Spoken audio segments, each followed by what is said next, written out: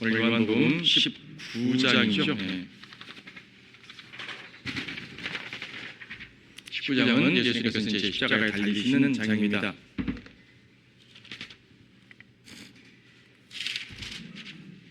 한 7절까지만 읽겠습니다. 그러므로 그때 빌라도가 예수를 데려다가 채찍질하고 병사들은 가시로 관을 엮어서 그의 머리에다 씌우고 자주 새 겉옷을 주며 말하기를 유대인의 왕 만세라고 하며 손으로 줄을 치더라. 그때 빌라도가 다시 나와서 그들에게 말하기를 보라, 내가 그 사람을 너희에게 데려오노라. 이는 내가 그에게서 아무런 잘못도 찾지 못하였음을 너희로 알게 하는 것이라고 하더라.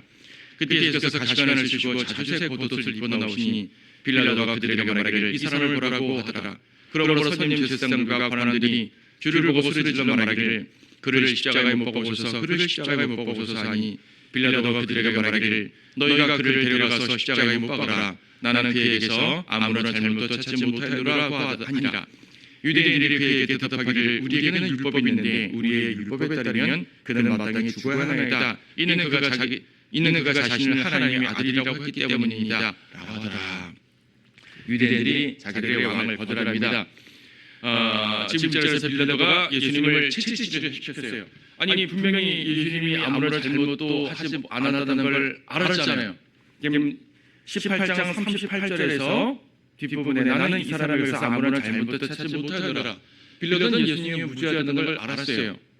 그리고 여기 19장 4절에서도 뒷부분에 이는 내가 그에 의해서 아무런 잘못도 찾지 못했음을 너희가 알게 하는 것이라. 6절도 맨 뒤에 나는 그에 의해서 아무런 잘못도 찾지 못하더라. 빌라도가 재판관으로서 이 피고가 무죄라는 것을 안단 말이에요. 알면은 방문해야죠. 왜 때리냐는 얘기죠. 그렇죠.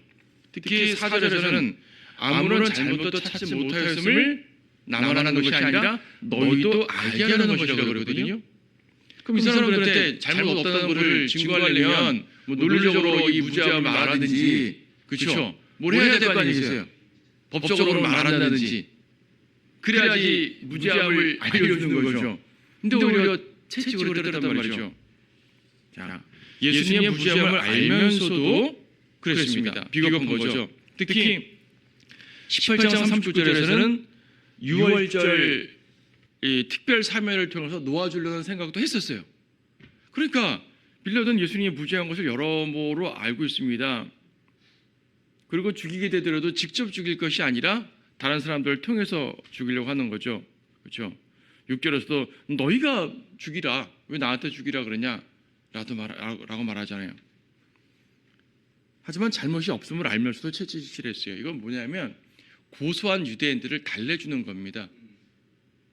왜냐하면 그 사람들은 어쨌든 유대교 지도자들이고 아무리 로마가 정복자고 유대 사람들이 피정복자라 하더라도 모든 정복자들은요 피정복민의 이 우두머리들을 너무 무시할 수가 없어요. 당근과 채찍을 겸할 수밖에 없는 것이 이제 지배자들을, 그 동서고금을 막론하고 지배자들이 피지배자들을 다루는 방식인데, 피지배자들 중에 우두머리들이잖아요. 지금 그들을 달래줘야 되는 겁니다.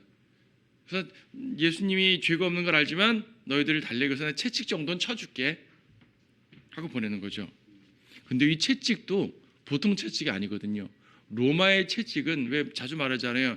채찍 끝에 쇠살 갈고리가 붙어 있어가지고 한번 치면은 휘 감으면서 살점이 뜯어 나오는데, 채찍 한 대 정도 맞는 것이 아니라 수십 대 맞게 되면은 그 자초로 죽는 일이 생기기까지 할 정도입니다. 이 자체만으로 엄청난 형벌이거든요. 유대인 지도자들을 달래주려고 하기에는 너무나 커다란 형벌이라는 얘기죠. 그러니까 비겁함을 넘어선 사람입니다. 로마 사람들이 그래요. 로마인들은요, 우리가 생각하는 일반적인 사람들이 아니에요. 당시 로마, 우리가 생각할 때는 역사책에서 볼 때 문명이 찬란한 거죠. 저거 다 쓸데없는 소리 됩니다. 로마 사람들은 그 생활상을 보게 되면요, 인간이 아닌 거예요. 그 잔인함과 사악함과 타락 정도는요 더욱더 그랬었습니다. 자, 2절에서 병사들은 가시관을 씌웠어요. 그러니까 빌라도가 채찍질하라 병사들을 덤비니까 병사들은 옳다고 나고 마음껏 조롱을 하는 거죠. 왕이라고? 오케이, 왕이라면 왕관을 씌워야지. 왕관 어디지? 가시로 이제 대충 엮어가지고 씌운 겁니다. 살짝만 찔러도 아픈데 그죠? 이미 온몸에 이제 이게 피가 머리에부터 흘러내리기 시작하고 채찍을 맞게 됩니다. 자주색 겉옷을 입혔어요. 자주색은 왕이 입는 거잖아요. 조롱하는 의미죠. 또 침도 뱉고 손으로 치기도 하고 3절에서 유대인의 왕만세, 이게 정상적으로 예수님을 경배하는 것이 아니라 조롱하는 거죠. 조롱. 근데 보세요, 하나님께서는요 이들의 조롱을 그대로 바꿔주십니다.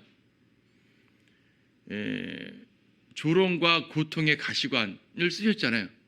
주님 재림 때는 더 이상 가시관이 아니라 뭐예요? 많은 왕관을 쓰고 오시잖아요. 계시록 19장을 보게 되면 많은 왕관을 쓰고 오신다고 합니다.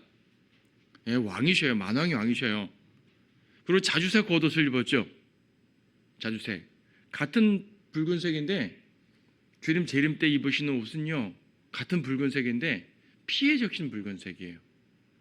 물론 하늘에서는 흰 옷 입고 오시겠지만은 흰말 타고 오시고 죄인들을 멸하시느라고 피가 튄다 그러죠. 이사야 63장에 보게 되면은 피가 튀는 모습들이 나옵니다. 이사야 63장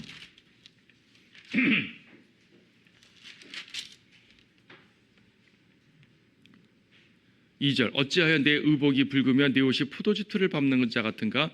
나는 홀로 포도즙 틀을 밟았고 백성 중에 나와 함께한 자가 아무도 없었도다. 나의 분함으로 그들을 밟고 나의 진노함 속에서 그들을 짓밟으리니 그러면 그들의 피가 내 옷에 튀어서 내가 내 의복을 모두 얼룩지게 할 것이라. 초림 때 주님은 조롱의 의미로 붉은 옷도 입었지만 그뿐 아니라 그분의 옷 자체가 붉게 물들었잖아요. 초림 때 그분은 자신의 피로 물들였는데 재림 때 그분의 옷은 죄인들의 피로 물들여지게 될 것입니다. 주님께서 이제 그들을 멸하시는 거죠. 그러니까 초림 때와 재림 때가 모든 것이 반전되는 거예요. 근데 그냥 반전이 아니라 연관된 개념으로 반전이 되는 거죠. 지금 이 병사들이 예수님을 조롱하는 말로서 유대인의 왕만세가 그랬습니다. 유대인의 왕만세. 이건 조롱의 의미죠. 하지만 재림 때는 진짜로 유대인의 왕만세를 할 겁니다. 온 성도들이 온 세상이 그렇겠죠. 계시록 19장은 할렐루야, 전능하신 주께서 다스리신다는 할렐루야 찬양이 나올 것이고요. 또 뭐죠? 계시록에 이제 19장에서 할렐루야가 4번 나오는데 시편 47편 말씀 보시게 되면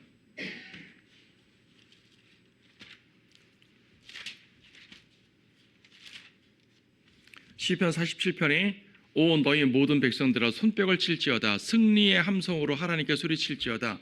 승리의 함성. 주님께서 승리자로 내려오시잖아요. 저 우주 끝에서부터 내려오십니다. 그 모습이에요.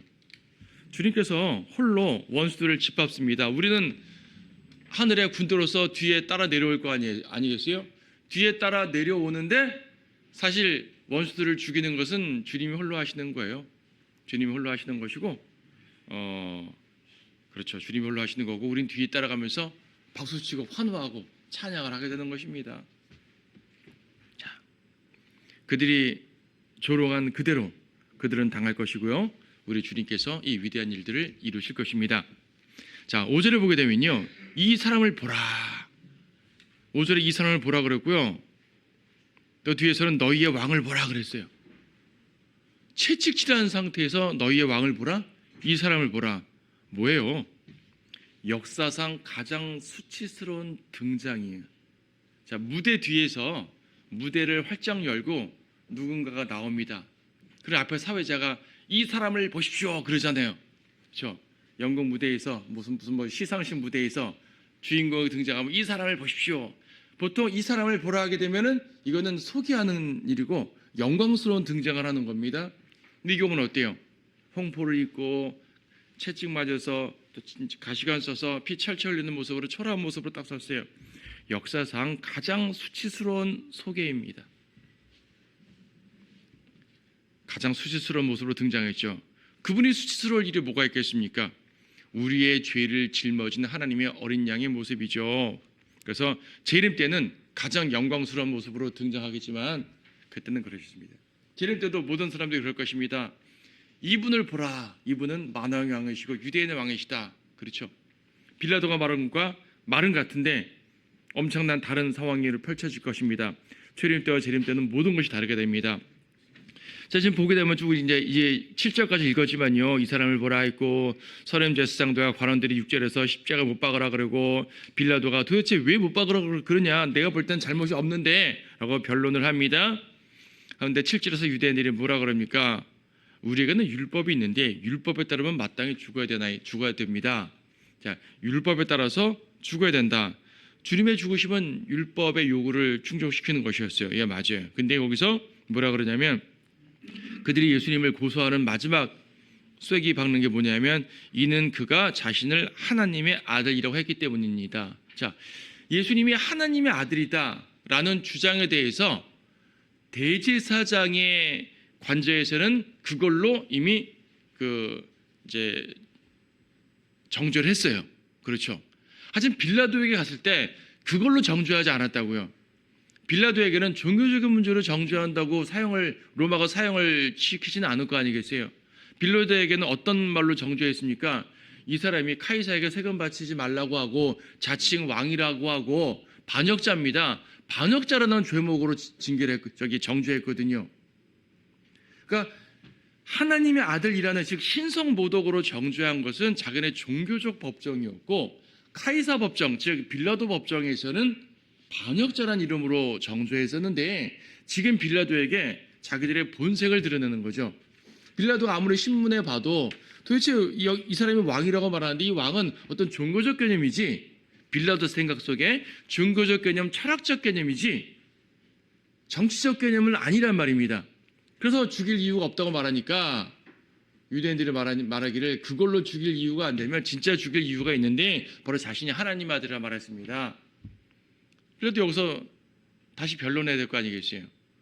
그건 로마법의 죄목이 되지 않는다. 넘어가야 될 텐데 여기서 빌라도는 오케이, 그럼 죽여라 하고 넘겨주게 되는 거죠. 자, 자신이 하나님의 아들이라는 것. 이것이 이 바리새인들이 이제 유대인 종교 지도자들이 고소하고자 하는 진짜 이유예요. 근데 예수님은 정말 이게 맞거든요. 신성모독이 아니라 진실입니다. 제가 만약에 신성모독 이런 식으로 주장하게 되면 전 신성모독한 거죠. 우리 모든 사람들이 그러면 신성모독한 겁니다. 하지만 예수님께서 말씀하시면 신성모독이 아닌 거죠. 왜냐하면 그분은 정말 하나님의 아들이시니까, 사실이니까. 예, 사실입니다. 그래서 빌라도가 이 말을 듣고 어땠습니까? 8절에서 빌라도가 이 말을 듣고 더욱 두려워했습니다. 더욱 두려워하여 다시 재판정 안으로 들어가서 말하기를, 자, 빌라도가 그래도 뭔가 두려움이 있었던 것 같아요. 응? 하나님의 아들이라고? 이게 믿을 만한 일이 아니죠. 믿을 만한 일이 아닐 텐데 그래도 두려움이 있었던 거예요. 그래서 9절에서 내가 어디서 왔느냐?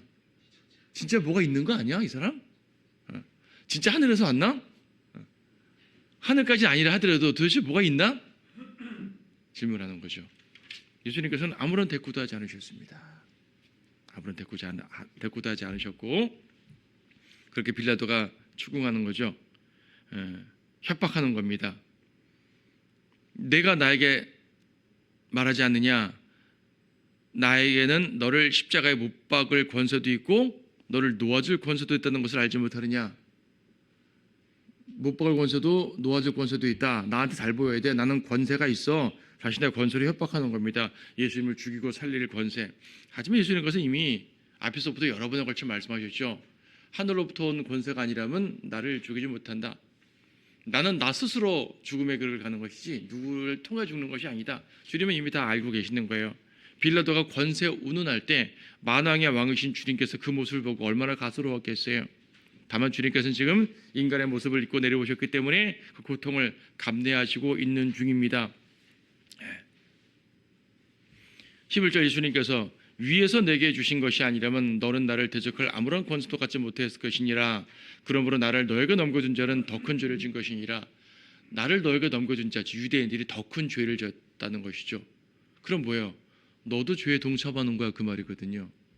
나를 죽이면 너 죄 짓는 거야 알려주는 거죠. 빌라도는 두려울 수밖에 없어요. 그래서 12절부터 주를 놓아주려고 애썼어요. 더 애썼어요. 앞에서보다 더 애썼던 것 같아요. 하지만 유대인들이 소리 지르기 때문에 죽이게 되는데 11절에 유대인들이 어떻게 소리를 지르냐면 당신이 이 사람을 놓아주면 당신은 카이사의 친구가 아니니이다. 카이사의 친구가 아니다 이거죠. 카이사한테 칭찬받는 사람이 아니란 말입니다. 자신을 왕이라고 하는 자는 누구나 카이사를 대적하여 말하는 것이니이다. 카이사를 대적하고 싶지 않으면 죽여라. 자신을 왕이라고 말하는데 그냥 놔둬도 되겠느냐라고 말합니다. 협박하는 거죠. 카이사의 친구라는 말에 그래 나는 카이사한테 이 친구처럼 걔 칭찬받는 사람이고 인정받는 사람이고 카이사한테 미움받으면 안 되고 여기에 두려움을 던져버립니다. 자신의 육신적인 지위, 군사적인 지위, 자신의 권세가 뭐라고 이 권세 때문에 자기의 두려움을 던져버리는 거예요. 이 권세 때문에 만왕왕을 죽여버리는 그런 일을 하게 되는 거죠. 세상에 육신적인 권세가 있고 힘이 있고 재물이 있고 하여튼 자기가 세상에서 자랑할 것이 많은 사람들 말입니다. 우리 그리스도인들은 혹여 세상에서 지위가 높거나 재물이 많거나 등등 하더라도 내가 가진 모든 것은 주님께서 주신 것이다라는 사실을 알잖아요. 그래서 주님이 나에게 주신 것은 감사해서 내가 누리긴 하지만 어느 때라도 주님 앞에 내어놓을 수가 있는 것이고 주님 앞에 겸손하게 내어놓을 수가 있는 사람들이 그리스도인들인데 세상 사람들은 그렇지 않죠. 특히 육신적인 그리스도인들은요. 평상시에는 하나님을 잘 섬기고 예배도 잘 드리고 하는 것 같지만 자신의 어떤 것에 손상을 입는 상황이 생겼을 때 그것을 못 견디는 거예요. 그래서 못 견디고 주님을 던져버리게 되는 것이죠. 그것이 무엇이든지 간에 빌라도와 같은 모습을 하게 되는 것입니다. 자신의 육신적인 모습 때문에 하나님의 손을 놓게 되는 것은 빌라도와 별 차이가 없다. 이 사실을 우리가 분명히 알아야 됩니다. 자, 그러니까 빌라도가 정말 두려워한 것은 자신의 권력을 잃는 것이었어요. 하나님에 대한 두려움보다 이 두려움이 더 큰 거죠. 자, 13절부터는요. 이제 마지막 판결입니다. 그때 빌라도가 이 말을 듣고 예수를 끌고 나와서 히브리어로 갓바다 즉 돌로 포장된 길이라고 하는 곳에 있는 재판석에 앉더라. 재판석에 앉았어요. 그날은 6월절 예비일이고 제6시쯤이더라. 마태, 마가, 누가 다른 복음서에서는 이 6시, 3시, 9시 이런 말들이 유대인의 시간으로 되어 있어요. 그래서 6시가 되면은 유대인의 시간으로 6시 그러면은 이제 정오거든요. 12시. 근데 여기서는 아침 6시를 말하는 거예요. 요한복음에서는 이방인의 기준으로 쓰고 있어요. 그래서 제6시라는 얘기는 그러면 예수님은 난 12시에 재판 받으셨나?가 아니고 예수님은 밤새도록 지금 신문 받고 대제사장이 관저에서 빌라도의 관저에서 또 누가 보면 헤롯 궁정도 갔다가 오면서 등등등 이런 과정 거쳐서 채찍도 맞고 하는 과정에서 이제 아침 6시쯤 되니까 이제 판결이 딱 내려지는 것이죠. 너희의 왕을 보라. 너희의 왕을 보라. 너희가 왕이라고 고소한 그 사람을 보라 그 말입니다. 내가 이 사람 어떻게 하는지 보라. 죽이겠다 그 말입니다. 너희의 왕인데 그냥 죽여야 되겠냐 물는 말이지만은 이 종교 지도자들과 군중들은 처단하소서 그를 십자가에 못 박으소서라고 말합니다. 자, 너희의 왕을 보라. 피 흘리고 초라한 왕 이런 왕이 어디 있어요? 이런 거죠, 여러분. 로마가 전쟁에서 이기잖아요. 이기면은 그 패전국의 왕이나 군주 혹은 장군 대표적인 사람을 끌고 옵니다. 끌고 와서 로마의 개선 행진을 하는 거죠. 로마의 장군을 앞세우고 병사들 앞세우고 빵바로 올리고 하면서 개선하는데 이 정복한 나라의 왕은 벌거벗긴 상태로 끌고 오는 거예요. 그러니까 온 백성들은 로마의 황제, 로마의 왕을 찬양하고 로마의 군인들을 칭송하겠죠. 그 칭송 가운데 수치스럽게 끌려오는 겁니다. 그리고 하는 말이 거기에 이제 그 피정복민의 백성들도 같이 있을 거 아니겠어요. 그들 앞에서 자 너희의 왕을 보라 하는 거예요. 수치스러운 왕이죠. 수치를 주는 겁니다. 유대 백성들 앞에서 정말로 초라한 상태의 예수님을 앞에 세우고 너희의 왕을 보라. 로마는 너희가 왕이라는 사람에 대해서 그를 무시할 수 있는 그런 대단한 나라야. 우리 로마가 어떤 나라인데 어떤 왕국인데 우리는 어떠한 권세, 어떠한 그 자기가 왕이라고 주장하는 모든 사람들 다 이렇게 만들 수가 있어. 조롱하고 누르는 거죠. 자, 너희의 왕을 보라. 조롱하는 모습. 그랬더니 하는 말이 뭡니까? 유대 백성들은 한 수 더 써요. 그 사람 우리 왕이 아닙니다. 뭐라 그러죠? 카이사 외에는 우리에게 왕이 없다라고 말합니다. 15절 15절 끄트머리에 카이사 외에는 우리에게 왕이 없나이다. 메시아에 대한 완전한 거절이에요. 유대인들이 지금까지 했던 모든 말 중에 가장 악한 말이죠. 카이사 외에는 우리에게 왕이 없나이다. 하나님을 거절하는 거죠. 하나님을 거절하면 누구를 맞이하는 겁니까? 사탄을 맞이하는 거 아니겠어요? 예, 사탄을 맞이합니다. 민족적 비극의 시작이죠. 마태복음에서는 그의 피를 우리와 우리 자손들에게 돌리라라고까지 말할 정도니까 민족의 비극이 시작됩니다. 그전에도 비극이 많았지만 이 비극이야말로 정말 큰 비극이 되는 거죠. 자, 그들의 통치자를 이방 왕으로 대체합니다. 여러분 신명기 17장 15절을 보게 되면 신명기에서 하나님께서 앞으로 너희가 왕을 세우려면 반드시 너희 형제 중에서 세우라 그랬어요. 이 말은 이방인을 왕으로 삼지 말란 말입니다. 근데 이들은 지금 이방인을 왕으로 삼았잖아요. 사무엘상 8장 7절에 보게 되면은요, 유대인들이 이스라엘 백성들이 사무엘에게 우리에게 왕을 주소서라고 요구하실 때 말입니다.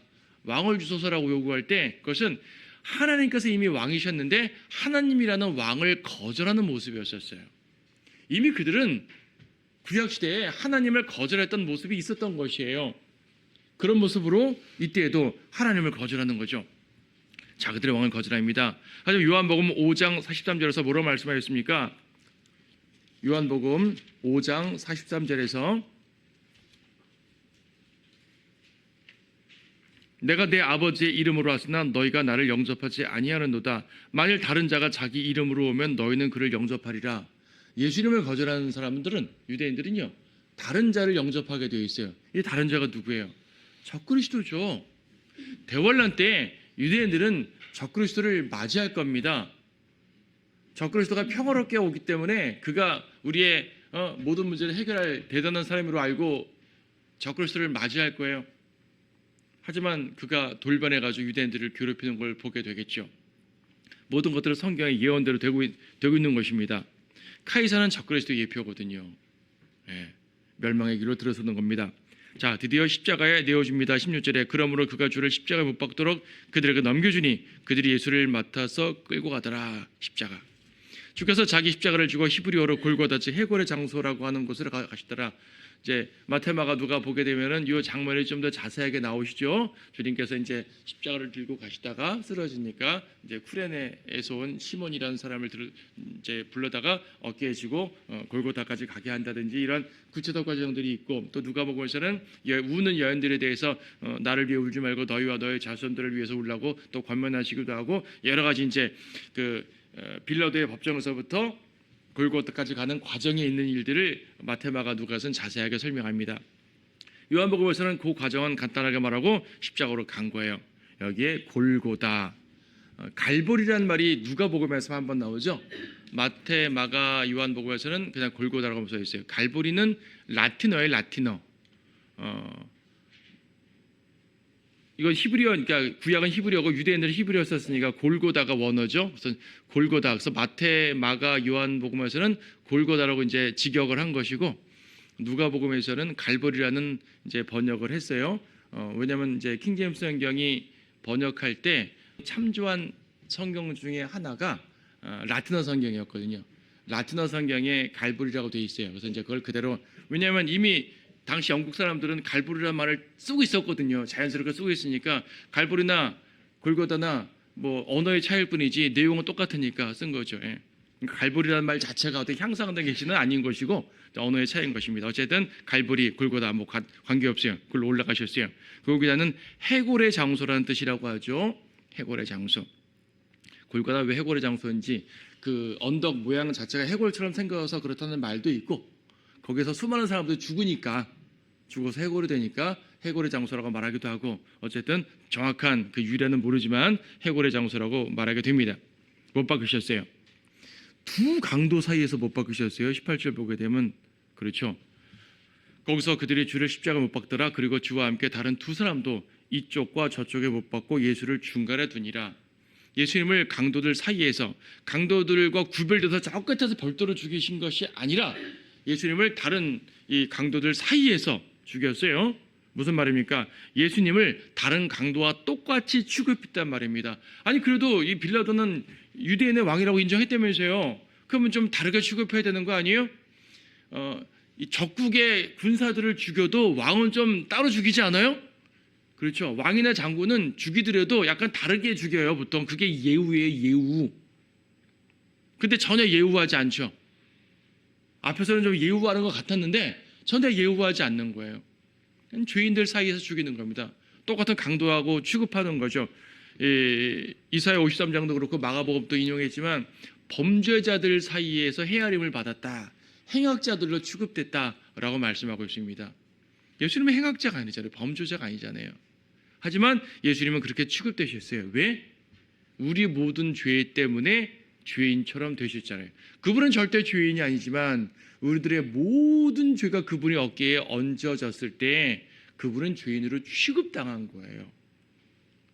고린도후서 5장 21절 보게 되면 하나님께서 그를 우리를 위해 죄로 삼으신 것은 그랬단 말입니다. 예수님이 우리 대신 죄의 덩어리가 되신 거예요. 죄인의 육신을 입고 오신 것도 모자라서 모든 사람들의 죄를 짊어지고 죄덩어리가 됐죠. 그 순간 누가 볼 때 저분을 의인으로 보겠습니까? 모든 죄가 그분에게 쏟아져 있는데, 하나님도 그래서 그분에게 진노를 내리셨는데 우리의 죄 때문에. 그렇죠. 그래서 그분은 죄 없으신 의인이시지만은 죄인들 사이에서 똑같이 취급당할 수밖에 없는 모습입니다. 이것이 바로 우리를 향한 하나님의 대속의 위대한 역사죠. 누가복음에서는 두 강도 중에 하나가 회개한 장면 나옵니다. 누가복음에 나오는 특별한 내용이고, 자 19절에 보게 되면 명패에 뭐라고 써 있습니까? 유대인의 왕 나사렛 예수. 여러 가지 의미가 있어요. 일단 재판의 입장에서 보게 되면 예수님이 고소당한 죄목이 왕이잖아요. 그러니까 죄목에 맞는 명패를 붙인 거예요. 그러니까 단순하게 말하면 죄목에 맞는 명패를 붙인 거고요. 하지만 빌라도의 마음속에 있는 입장은 뭐냐면 유대인의 왕을 조롱하는 마음도 있었겠죠. 하지만 하나님의 입장은 무엇입니까? 그분을 만천하의 왕으로 선포하시는 겁니다. 주님께서 재림할 때는 정말 왕으로 오시겠지만 재림 때는 죽으러 오셨잖아요. 비록 죽으러 오셨지만 그럼에도 그분은 왕이시다. 죽으러 오셨지만 그럼에도 그분은 왕이시다 라는 사실을 분명히 말씀하고 있습니다. 이게 주님께서 이 사실을 통해서 알려주는 거죠. 마태, 마가, 누가, 요한, 사복음서가 모두 명패를 말씀하고 있는데 약간씩 표현은 다르지만 결과적으로 그분이 유대인의 왕이라는 사실을 보여주고 있는 것이에요. 히브리어, 헬러, 라틴어 세 가지 언어로 써붙였습니다. 히브리어, 이스라엘 땅이니까 유대인들의 언어죠. 헬라어는 공용어입니다. 이방인들은 다 헬라어를 썼어요. 당시 그 사회에. 또한 로마는 당시 로마 제국이니까 로마어. 그렇죠. 로마 시대에 살지만 로마가 전체를 집어삼킨 그 대제국이지만요, 로마 제국 안에 일반 다른 수많은 이방인들은 대부분 헬라어를 썼어요. 라틴어를 다 쓴 게 아니에요. 하지만 로마의 권력층은 라틴어를 썼을 거 아니겠어요. 그러므로 무엇입니까? 히브리어는 이스라엘 언어인데 이스라엘은 언약의 백성이잖아요. 언약의 백성의 언어로서 언약의 백성에게 그분은 왕이심을 선포하신 거고요. 헬라어는 모든 이들의 보편적인 언어라고 했지 않습니까? 모든 사람들에게 그분이 왕이심을 선포하는 거예요. 라틴어는 권력자들의 언어라고 그랬죠. 권력자, 왕, 총독 이런 사람들 앞에서 너희들의 권력 아무것도 아니야. 진정한 왕은 바로 이분이야. 선포하시는 것이죠. 그래서 어떤 언어에 어떤 입장을 들이대도 그분은 왕이십니다. 빌라도가 조롱하려는 의미로 했었는지 모르겠지만 주님께서는 이 말씀을 통해서 이 명패를 통해서 온 세상에 선포하시는 겁니다. 비록 하나님의 어린 양으로서 우리의 죄 때문에 죽으시는 희생양으로 죽이시긴 하지만 그럼에도 불구하고 그분은 왕이시라는 얘기입니다. 만왕의 왕을 십자가에 못 박았다는 그 죄에 대해서도 우리에게 각성시켜 주시는 것이죠. 사실 유대인의 왕이라는 말과 나사렛 사람이라는 말은 어울리지 않는 말이에요. 나사렛 사람이라는 말은 당시에 천한 사람이라는 대명사였거든요. 나사렛 예수, 천한 예수. 나사렛 선지자, 볼품없는 선지자. 그런 말이에요. 우리에게는 나사렛 예수라는 말이 하나의 이제 명칭처럼 딱 다가오지만은 당시엔 그렇게 쓰였어요. 나사렛 예수는 유대인의 왕이라고 참 어울리지 않는 거죠. 예루살렘 예수하게도 말될 수 있어요. 예루살렘은 왕의 도성이니까. 나사렛 예수거든요. 저 시골 마을, 그렇죠. 이것 자체가 주님께서 겸손하신 모습으로 땅에 오셨다는 걸 보여주는 것이죠. 겸손한 모습으로 인간의 모습을 취하셨고, 겸손한 모습으로 마국간으로 들어오셨고, 겸손한 모습으로 그 나사렛 사람으로 나타나셨고요. 우리의 왕은 세상 왕들과 다릅니다. 세상 왕들은 자기들의 정통성을 세우기 위해서 항상 대단함을 항상 강조하잖아요. 우리 주님은 가장 낮은 모습으로 오셨어요. 죄인들을 위해서, 죄인들을 구원하기 위한 왕입니다. 자, 유대인들은요 마지막까지 예수님을 거절합니다. 유대인의 왕이라고 쓰지 말고 자칭 유대인의 왕이라고 쓰소서. 그렇죠. 끝까지 그분을 왕으로 인정하지 않습니다. 빌라도는 너희는 왕 맞아, 난 쓸 걸 썼어. 그래도 빌라도는 유대인의 왕으로는 인정을 하지만 죽였잖아요. 조롱하고. 의미가 없는 거죠. 그러니까 유대인과 이방인이 서로의 입장은 다르지만 결과적으로 만왕의 왕을 배격한 겁니다. 자, 예수님이 이처럼 철저하게 버림받으셨고요. 왕이신 그분이 철저하게 이렇게 죄인으로 취급받고 멸망하셨어요. 당시에 물론 몇몇 사람들은 안 그랬지만 대부분 그랬죠. 온 세상이 지금도 그러고 있습니다. 이 가운데 구원받은 우리 성도들만이 유일하게 그분이 구주요 왕이심을 인정하지 않습니까? 우리 이외에 구원받은 성도들 이외에 누가 예수님을 왕으로 인정을 하셔요? 누가 그분을 하나님의 아들이요 구주요 그리스도로 인정을 합니까? 세상은요 호칭으로 예수 그리스도 호칭을 말할지 모르지만 그리스도를 인정하지 않잖아요. 그러면 하나님께서는 누구를 통해 찬양을 받으시겠습니까? 성도를 통해 찬양 받으시는 거예요. 재림 때는 온 세상의 찬양을 받으시겠지만 지금 구원받지 않은 세상 사람들이 크리스마스 때 찬송가전 부른다고 주님 영광 받으시는 거 아니란 말이에요. 구원받지 않은 사람들이 교회에 모여가지고 종교 활동하면서 노래하고 아무리 멋진 목소리로 연주하고 노래한다고 주님 찬양 받으시는 거 아니란 말이에요. 성도들의 찬양을 받으십니다. 찬양 드리기에 합당한 사람들은 그분의 피로 구속받은 여러분들입니다. 입으로만 찬양하라는 말이 아니라 우리의 모든 삶으로 행실로도 찬양해야 되겠지만 어쨌든 그분을 찬양해야 될 분은 우리고요. 그분을 왕으로 인정할 사람들은 바로 우리입니다. 그러므로 우리가 더욱더 우리의 모든 생활 속에서 그분의 주권을 인정하고 그분에게 복종하고 그분을 찬양하는 우리 모두가 되어야 되겠습니다.